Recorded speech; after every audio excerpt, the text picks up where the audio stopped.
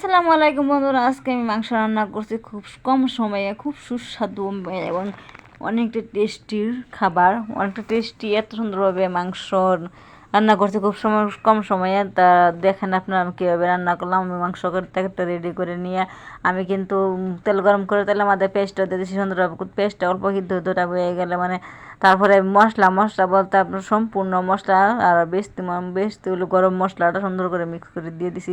আর মাংস মশলাটা কিন্তু এভাবে কষিয়ে নিয়েছি। আমি কিন্তু দুভাবে রান্না করতে পারবো, মাংসর লগে মশলা একবারে দিয়ে কষাইলো সেভাবে রান্না করতে পারি, আর আমি মশলাটা আগে কষিয়ে সেভাবে দুভাবে রান্না করতে পারি। আজকে ভাবছি অন্যভাবে ট্রাই করবো, তার জন্য আমি কিন্তু আগে মশলাটা কষিয়ে নিয়েছি। কষিয়ে নিয়ে তো মশলাটা যত সুন্দরভাবে কষিয়েবেন তত সুন্দর, যে কোনো মাংস কোনার যে কোনো সবজি মশলা যত সুন্দরভাবে কষাইবেন খাতে কিন্তু অনেকটা টেস্টি হয়। আমার জন্য লাস্ট ফিনিশিং আমি আপনার কথা বলতে বলতে আমার রান্নার শেষ। সে রান্না খুব কম সময়ে খায়া রিভিউ দিলাম, এতটা মজা হয়েছে গেলে এইভাবে রান্না করলে মজা, দুভাবে রান্না করলে মজা হয়।